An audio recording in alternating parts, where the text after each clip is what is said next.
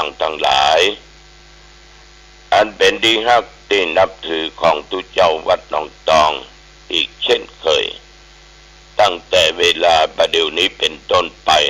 และก็ทางสถานีวิทยุแห่งนี้ทุกครั้งเราก็จะมีการไหว้พระสวดมนต์จุดหมายจุดประสงค์นั้น1เพื่อเป็นสิริมงคลต่อตัวเอง2ถวายเป็นพระพรชัยมงคลแด่สมเด็จพระเจ้าลูกเธอเจ้าฟ้าพัชรกิติยาภาหรือพระองค์พาที่ทรงอาการพระประชวรอยู่คือเจ็บไข้ได้ป่วยอยู่ก็ขอพระองค์ท่านนั้นได้หายจากอาการพระประชวรการเจ็บไข้ได้ป่วยมีสุขภาพพลามัยเป็นปกติดั้งเดิมคือพระองค์มีพระชนมายุยิ่งยืนนานได้120 พระพรรษายิ่งขึ้นไปเอาละญาติโยมต่อไปก็ตั้งอกตั้งใจไหว้พระรัตนตรัยกล่าวคำนมัสการว่าพร้อมๆกันไปเนิ่นอะระหังสัมมาสัมพุทโธภควาพระผู้มีพระภาคเจ้าเป็นพระอรหันต์ดับเพลิงกิเลสเพลิงทุกข์สิ้นเชิงตรัสรู้ชอบได้โดยพระองค์เองพุทธังภวันตังอภิวาเทมิข้าพเจ้าอภิวาทพระผู้มีพระภาคเจ้าผู้รู้ผู้ตื่นผู้เบิกบานกราบพระพุทธสวากขาโตภควตาธัมโมพระธรรมเป็นธรรมที่พระผู้มีพระภาคเจ้าตรัสไว้ดีแล้วธัมมังนัมสสามิข้าพเจ้านมัสการพระธรรมกราบพระธรรมสุปฏิปันโนภควโตสาวกสังโฆ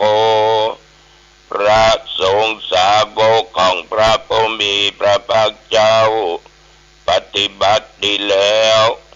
สังฆังนัมมามิข้าพเจ้านอบน้อมพระสงฆ์นะโมตัสสะภะคะวะโตขอนอบน้อมแด่พระผู้มีพระภาคเจ้าพระองค์นั้นอระหะโตซึ่งเป็นผู้ไกลจากกิเลสสัมมาสัมพุทธัสสะตรัสรู้ชอบได้โดยพระองค์เองนะโมตัสสะภะคะวะโตขอนอบน้อมแด่พระผู้มีพระภาคเจ้าพระองค์นั้นอระหะโตซึ่งเป็นผู้ไกลจากกิเลสสัมมาสัมพุทธัสสะตรัสรู้ชอบได้โดยพระองค์เองนะโมตัสสะภะคะวะโตขอนอบน้อมแด่พระผู้มีพระภาคเจ้าพระองค์นั้นอระหะโตซึ่งเป็นผู้ไกลจากกิเลสสัมมาสัมพุทธัสสะตรัสรู้ชอบได้โดยพระองค์เองพุทธังสรณังคัจฉามิธัมมังสรณังคัจฉามิสังฆังสรณังคัจฉามิตุติยัมปิพุทธังสรณังคัจฉามิตุติยัมปิธัมมังสรณังคัจฉามิตุติยัมปิสังฆังสรณังคัจฉามิตติยัมปิพุทธังสรณ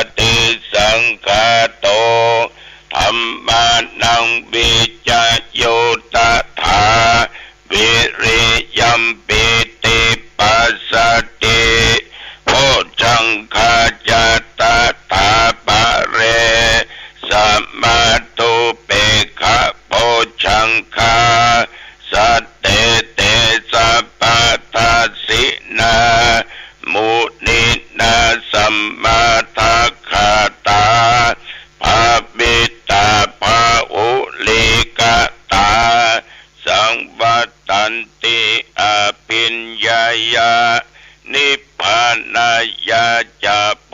ธิยาเอเตนะสัจจวัชเชนะ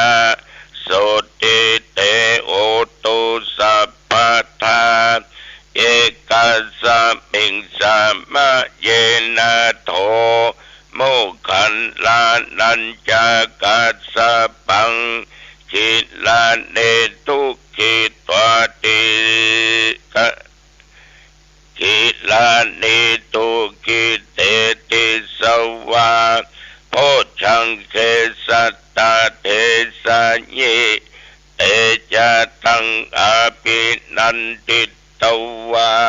โรคามุจจิงสุตังคะเนเอเตนะสัจจวัชเชนะโสติเตโหตุสัพพทาเอกาภาธรรมราชาปิเกลัญเยนะปิปิริโตจุนตเตเลนะตัญเยวะภานาเปตวานะสาทะรังสัมโมทิตวาจาอาภาธาธรรมะบุทธาสิทานะโสเอเตนะสัจจวัชเชนะโสติเตโอตุสัพพทาปะอินาเต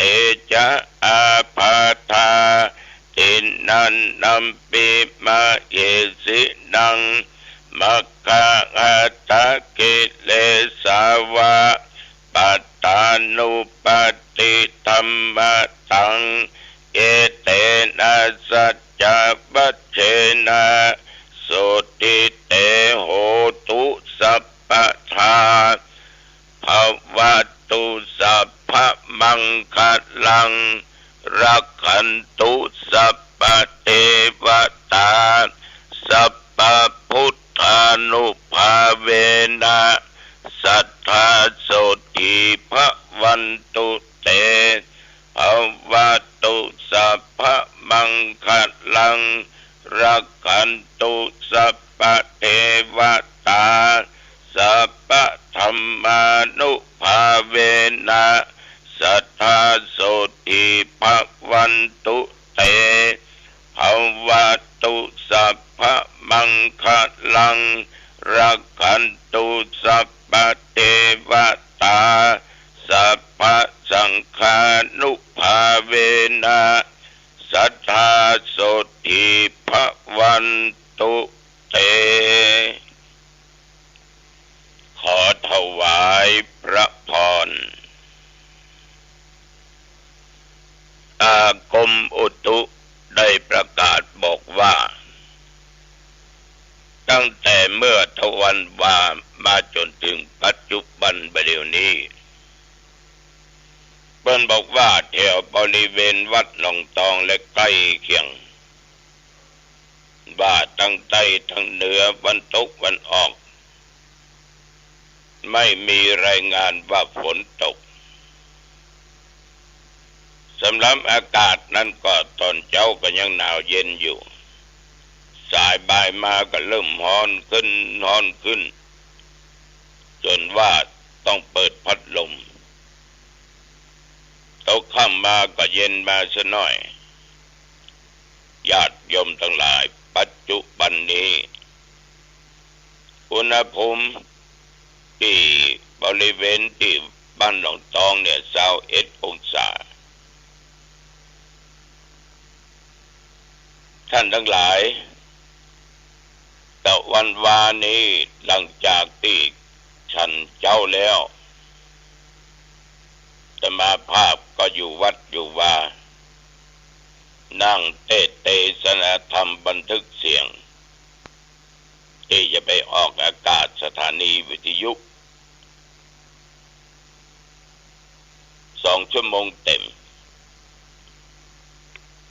ต่อจากนั้นอาตมาภาพก็ออกเดินทางจากวัดไปแวะที่ปั๊มน้ำมันเนาะก็ให้คนขับลงไปซื้อเป็นขนมพ่องยังพ่อง ก็เรียกว่าฉันข้าวในรถกินขนม2 ชิ้นน้ำมาครึ่งขวด อิ่มดีละก็ไปที่วัดประสิงห์วรมหาวิหารทุกเจ้ามีธุระอย่างไปหั่นโอ้ตะวันนี้เป็นสอบบาลีสนามหลวงเป็นวันที่สอง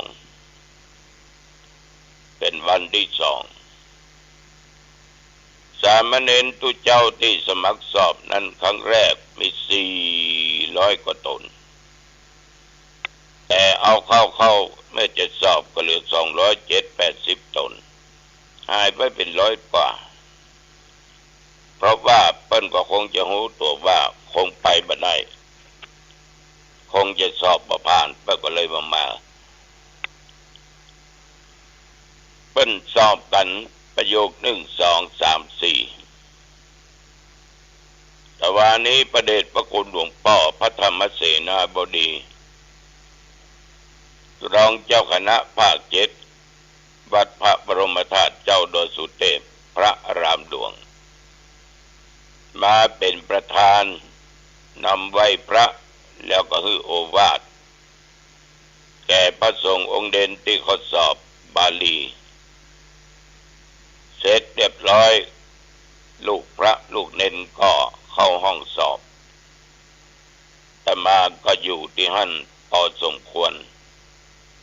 ได้บอกกับท่านเจ้าคุณวัดประสิงห์ว่าวันนี้บ่าย2 โมงตุลุงจะปิกหลักนะพอถึงเวลา2 โมงว่าจะได้ก็ว่าอย่างนั้นก็เลยกลับมาวัดหนองตองก็ใช้เวลาอยู่ประมาณ30-40 นาทีต่อมาญาติโยมก็มีคุณแม่รัศมีคเนศพร้อมลูกเต้าหลานเหลนและคณะศรัทธาญาติโยม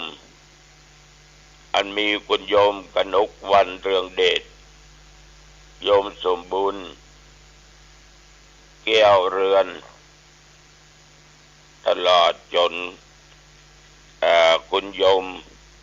จันนวลธนัญชัยหลายท่านละคนได้นำเอาระฆังไปถวายทานที่อาตมาภาพได้ประกาศพร้อมจตุปัจจัยอีกหลายร้อยกองบุญเมื่อตอนนั้นคุณแม่รัศมีคเนศ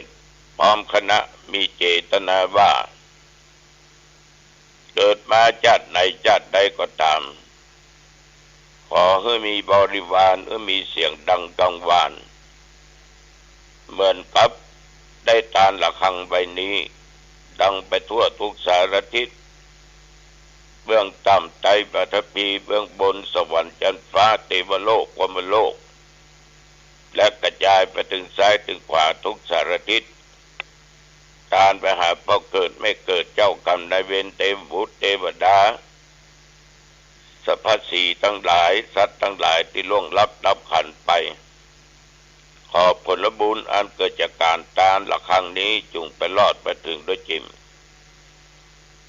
เพื่อถวายเป็นพุทธบูชาธรรมบูชาสังฆบูชาอาตมาภาพก็ต้องขออนุโมทนาขอบใจต่อโยมแม่รัศมีคเนศเป็นอย่างมาก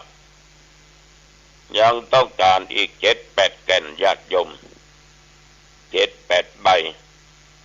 ถ้าพร้อมเมื่อใดแล้วก็จะไปจัดเป็นราวดีวิหารที่สร้างไว้สถานที่ศึกษาธรรมปฏิบัติธรรมที่หั่นประเดี๋ยวกำลังสร้างกุฏิแล้วก็จะได้สร้างกุฏิน้อยศาลาที่พักกันต่อไปก็ออกไม่ออกใครจะทานระฆังก็ไปทานได้เน้อหน่วยสักใบละ8 นิ้ว9 นิ้ว10 นิ้ว12 นิ้วแต่ว่านี้โยมแม่รัศมีคเนศเอาไปทาน12 นิ้วเสียงดังกังวานดีต้องขออนุโมทนาเป็นอย่างมากต้องการอีก6-7 ใบ 8 ใบด้วยกัน นอกจากนั้นญาติโยมท่านผู้ฟังทั้งหลายแต่ว่าก็เช่นเดียวกันก็ได้นั่งสนทนาธรรมกับพ่อออกกับแม่ออกที่เพิ่นเดินทางมาจากจังหวัดละปุน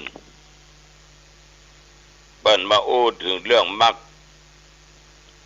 เขาก็บอกว่าเพิ่นจะมาลองภูมิกันอย่างใดก็ไม่รู้เนาะอันหลวงพ่อท่านพระครูอย่างอริยสัจสี่เนี่ย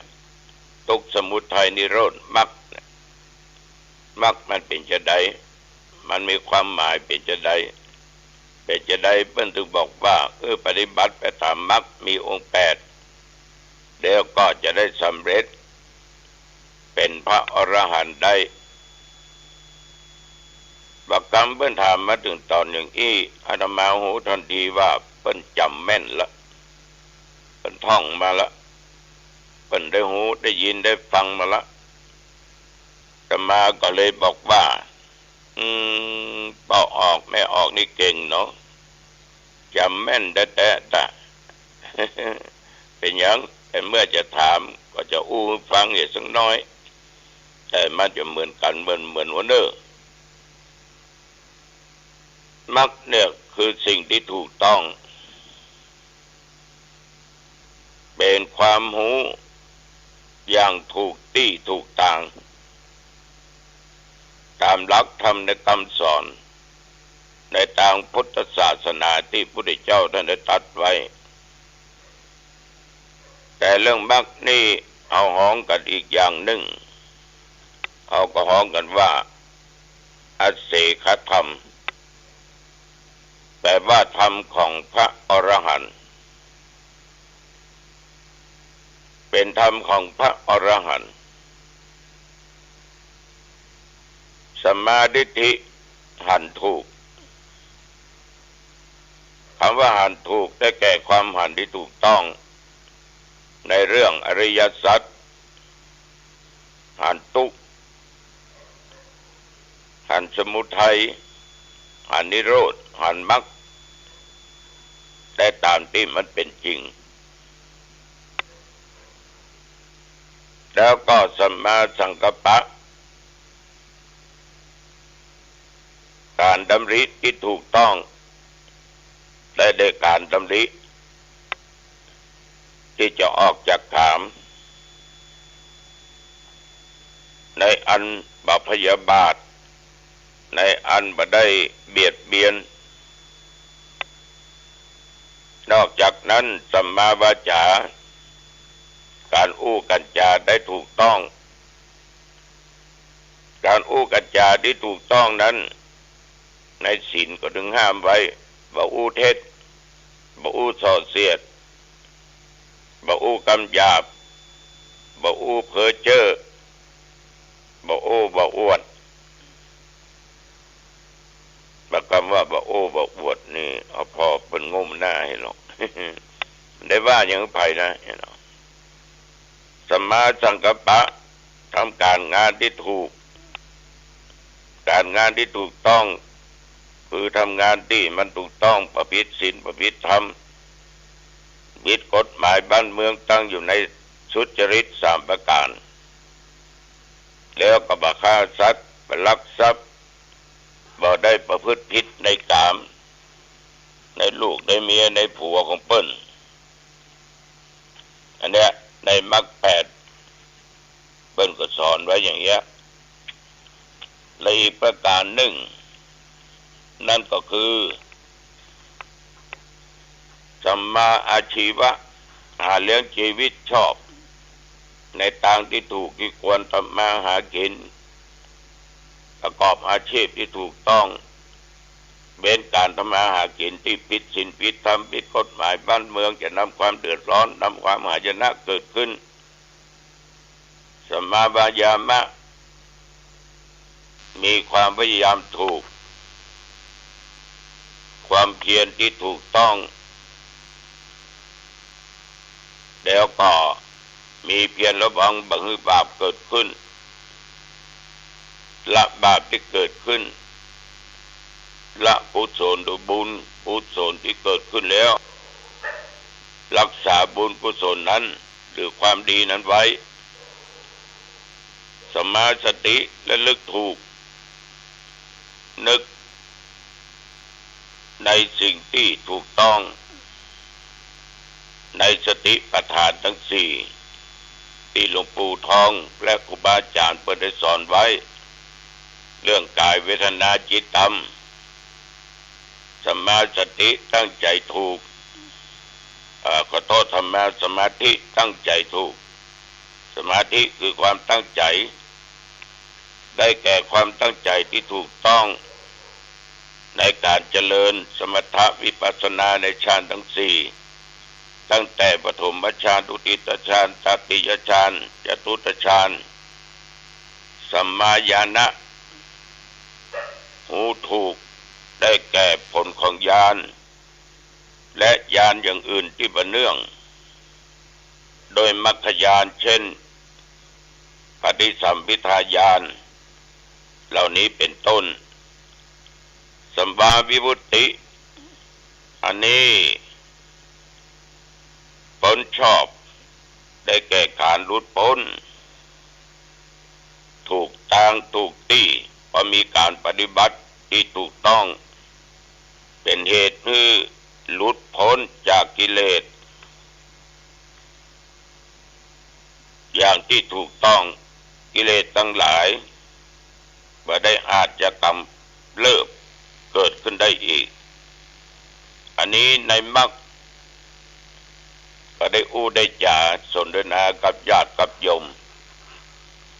เบิ่งก็ยังถามไปว่าคนเราเนี้ยถ้าปฏิบัติอย่างนี้ได้จะได้มาเกิดเป็นคนก่อนในโลกนี้ก็โอ้ย